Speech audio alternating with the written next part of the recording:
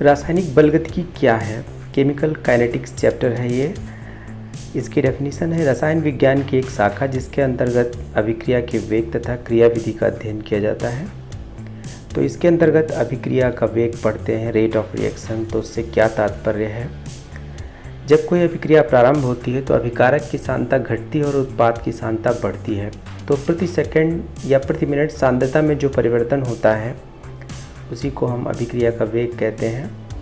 तो अभिक्रिया का वेग हम चाहे अभिकारक या उत्पाद दोनों की अगर सांद्रता पता है तो उससे हम ज्ञात कर सकते हैं। अब देखिए इसमें एक अभिकारक उत्पाद में चेंज हो रहा है, एरो बना हुआ है।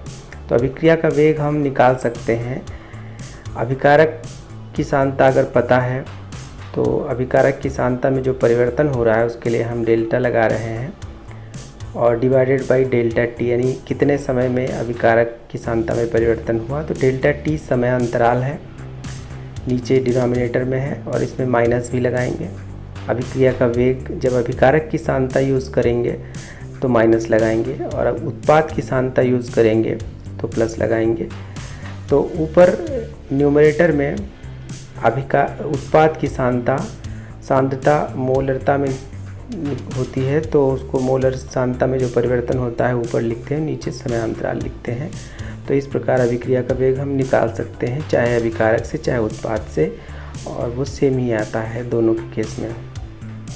तो यहाँ पर देखते हैं एक ग्राफ, इसमें वाई एक्सिस पर अभिकारक की सांद्रता है और समय के साथ ये सांद्रता चेंज होती है। समय एक्स एक्सिस पर बढ़ रहा है। अभिकारक की सांद्रता घटती है समय के साथ। देखिए जो रिएक्टेंट होता है उसकी सांद्रता समय के साथ घटती है और उत्पाद की बढ़ती है। तो इसमें कर्व नीचे की तरफ आ रहा है, जिससे समय बढ़ रहा है, अभिकारक की सांद्रता घट रही है। तो T1 समय पर सांद्रता और T2 समय पर सांद्रता हम देखते हैं कितनी है। तो T1 समय पर सांद्रता C1 है ये, और T2 समय पर सांद्रता C2 है। तो ये जो T1 और T2 हैं दोनों टाइम इंटरवल, दोनों के बीच का जो गैप है डेल्टा T है, और C1 और C2 के बीच का गैप जो है डेल्टा C है। तो यही डेल्टा C और डेल्टा T हम यूज़ करेंगे और अभिक्रिया का वेग यानी रेट ऑफ रिएक्शन रेट निकाल लेंगे। तो C2 माइनस C1 ऊपर लिखेंगे और नीचे लिखेंगे हम T2 माइनस T1। तो चूँकि इसमें C1 बड़ा है इसलिए आंसर माइनस में आएगा, तो पहले से उसमें एक माइनस लगा के रखा है ताकि आंसर जो है धनात्मक रहे। तो दूसरा ग्राफ देखते हैं, इसमें उत्पाद है। उत्पाद की सांद्रता समय के साथ बढ़ती है। तो इसमें T1 और T2 समय पर C1 और C2 है। इसमें देखिए C2 C1 से ऊपर है यानी बड़ा है, तो इसमें कोई दिक्कत नहीं, इसमें माइनस लगाने की ज़रूरत नहीं क्योंकि आंसर ऊपर ऑलरेडी प्लस में आएगा। तो यहाँ पर T2 माइनस T1 नीचे है और ऊपर C2 माइनस C1 है। तो ये दूसरे केस में हम देख रहे हैं कि C1 जो है छोटा है, C2 बड़ा है, तो इसलिए जो है प्लस लगाया गया है। पहले वाले में इसीलिए माइनस लगाना पड़ा क्योंकि वहाँ C1 बड़ा है। तो रेट जो है वो रेट ऑफ रिएक्शन जो है धनात्मक आना चाहिए, धनात्मक उत्तर आना चाहिए रेट का, माइनस में नहीं आना चाहिए। बस इसीलिए माइनस पहले से लगा दिया जाता है ताकि पॉजिटिव, क्योंकि रेट के नेगेटिव होने का कोई मतलब नहीं है। अभिक्रिया के वेग का मात्रक क्या है? मोल लीटर इन्वर्स समय इन्वर्स है। तो यहाँ पर देखिए R रिएक्टेंट प्रोडक्ट में चेंज हो रहा है, तो अभिक्रिया का वेग हम माइनस डेल्टा रिएक्टेंट की सांद्रता बटे डेल्टा T से निकालते हैं। तो ऊपर क्या है? सांद्रता में परिवर्तन है, तो वो भी मोल प्रति लीटर में होता है, और नीचे जो है समय है, तो लीटर नीचे आ जाता है, यानी बटे के नीचे लीटर और समय दोनों हैं, तो उनके ऊपर फिर इन्वर्स लगता है, यानी मोल लीटर इन्वर्स समय इन्वर्स। फिर देखते हैं अभिक्रिया के वेग के कितने प्रकार होते हैं। 2 प्रकार होते हैं, औसत वेग और तात्क्षणिक वेग। औसत वेग क्या है? एकांक समय में अभिकारक अथवा उत्पाद की सांद्रता में होने वाले परिवर्तन को अभिक्रिया का औसत वेग कहते हैं। एक निश्चित समय अंतराल के लिए ही निकाला जाता है, इन डेल्टा T के लिए। तो जैसे अभी देख रहे थे अभिक्रिया का वेग, बिल्कुल वैसे इसमें अभिक्रिया एक ली गई है N2+3H2 दैट गिव्स 2NH3। तो इसमें औसत वेग निकाला गया है पहले अभिकारक की सांद्रता के रूप में, के पदों में, फिर दूसरा भी अभिकारक के सांता के पदों में और फिर उत्पाद के सांता के पदों में, तो इसमें कोई दिक्कत नहीं है।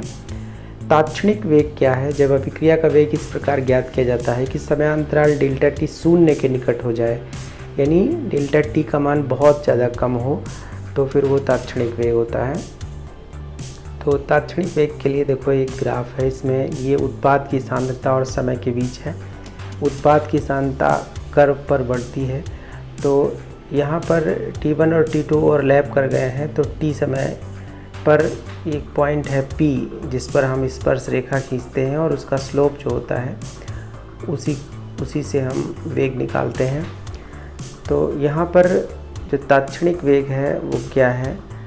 जो अभिकारक की सांद्रता है, अभिकारक या उत्पाद की सांद्रता क्या है? B है, तो dV स्मॉल d जो लिखा हुआ है बहुत छोटा चेंज है सांद्रता में।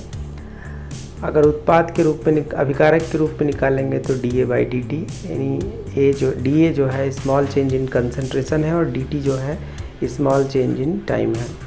तो dt जो है अति सूक्ष्म समय अंतराल है, और जब हम डेल्टा लिखते हैं तो वो समय अंतराल थोड़ा अधिक होता है, और ये dt यानी डेल्टा t जब बिल्कुल शून्य के निकट होता है तो हम जो है तात्क्षणिक वेग में T1 और T2 नहीं होते हैं, बहुत कम गैप होता है, इसलिए T1 और T2 का कोई अर्थ नहीं है इसमें। और dA जो है अभिकारक A की सांद्रता में सूक्ष्म परिवर्तन है, इसी तरह dV जो है B की सांद्रता में सूक्ष्म परिवर्तन है। तो तात्क्षणिक वेग किसी भी अभिक्रिया के लिए हम लिख सकते हैं, बस क्या करना है, डेल्टा की जगह हमें स्मॉल d यूज़ करना है। तो यहाँ पर तात्क्षणिक वेग अगर N2 के टर्म्स में लिखेंगे, पहले अमोनिया के टर्म्स में लिखते हैं, तो DNH3 बड़े ब्रैकेट का मतलब है उसकी मोलरता, तो यहाँ 2 मोल है इसलिए बटे में 2 भी लगाएंगे। dN2/dt, इसमें माइनस भी लगा है क्योंकि अभिकारक है, और हाइड्रोजन भी अभिकारक है इसलिए माइनस लगा है। उनके पोलों के अकॉर्डिंग जो है हम डिवाइड भी करेंगे, जैसे H2 के केस में हमने 3 से डिवाइड किया है और अमोनिया के केस में 2 से।